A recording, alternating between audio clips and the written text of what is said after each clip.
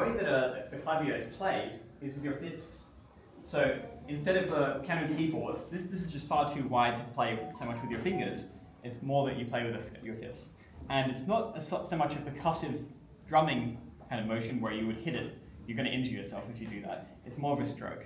So when I play, it's a stroking motion like that. So what's happening here is I'm simply striking that, and what's happening upstairs is a clapper is hitting against a bell. There's some small demonstration bells here, which can show you what happens.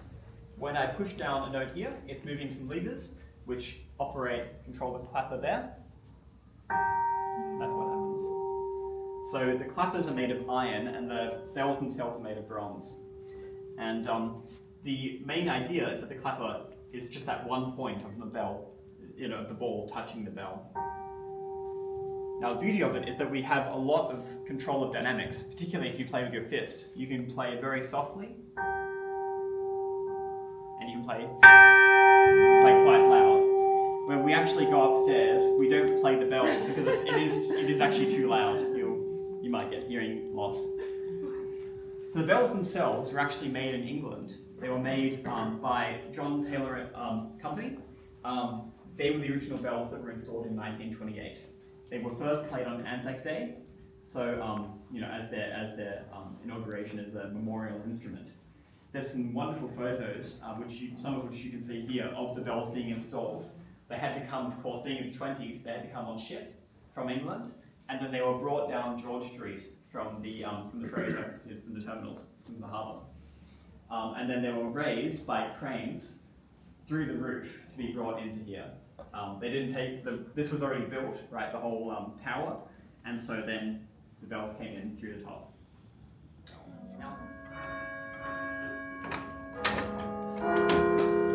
And you've got more strength in your feet, so that makes it easier to actually play the bottom notes.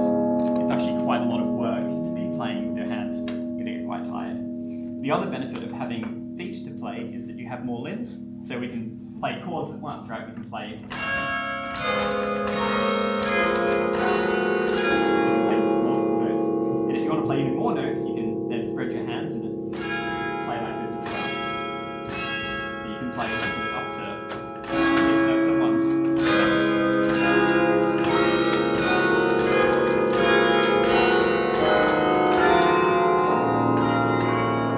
You can also play fast as well, and all sorts of things. So lots of different ways of playing, and the beauty of this instrument is that you can really play all sorts of different pieces of music. One of the interesting things about bells, though, compared to other instruments, is that, and this is a bit of musical terminology, is that the overtones, or the sort of upper partials that you hear in the note, are actually minor rather than most instruments, which are major. So in reality, a major chord here can sound a little bit strange, sound a little bit out of tune, whereas a minor chord is actually more in tune, and even more in tune than that is actually a diminished chord. It actually tunes to itself quite nicely. So that's a characteristic of bells. And so when people are writing for the instrument, they'll actually make use of that fact and write, kind of fits in particular and unusual scales. Would anyone like to play a note on the bells? Yeah, go ahead. Yeah. Yeah, like a piano keyboard, so that's C there. Yeah, and that's C sharp. So you've got black and white keys. It is, yeah. Oh.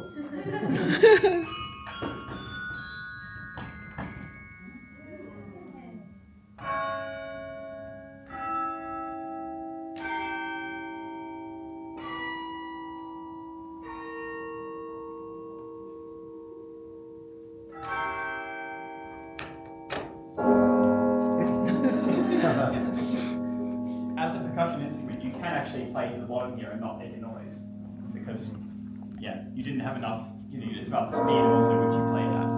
How long does it take to learn to play? It depends if you've already got some musical background. Mm-hmm. So if you already play piano or something, then it's easier.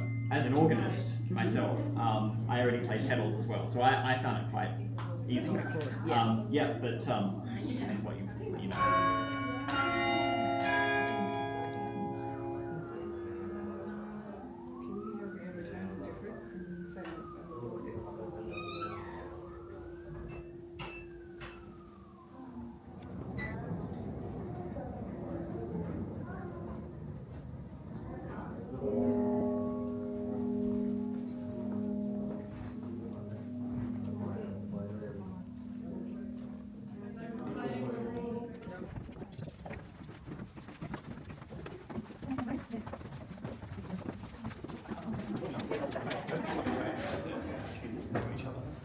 Just come through so everyone can come in.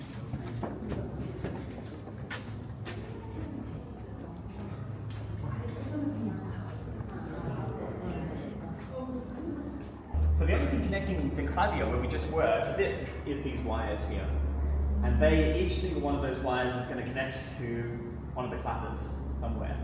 Now that is the largest bell there. We call it the AIF bell, which stands for the Australian Imperial Forces. So that was named after the main army that fought in World War I. Some of the other bells also have inscriptions, and the inscriptions are named after some of the donors who donated towards this. The entire creation of the Carillon was through public donation, a mixture of students of different societies at the university, alumni and staff, and other communities around. So one of the ones there you can see is the Red Cross, one of the bells up there. So they've all got different names. It's a medical one as well, a few others as well. And as you look up, you'll see that the bells get smaller. So the largest bells are here, and then they get smaller as you look up. And at the very top are the very smallest bells. And if you can kind of peer around, and perhaps you can see them, they're just about the size of your head. So they're quite small. They're quite small up there. We play all sorts of different music on here. This is a very public instrument, so when you play something, everyone's going to hear it. So we like to play music that people know. Lately, I've been actually playing a bit of Taylor Swift. It's actually quite fun. Also, some video game music, some film music. Recently did something from Titanic. So you can play all sorts of different things on here, and they really do sound quite nice. As for music written for the Carillon, a lot of it is quite beautiful as well. But it's more in the classical tradition in that sense.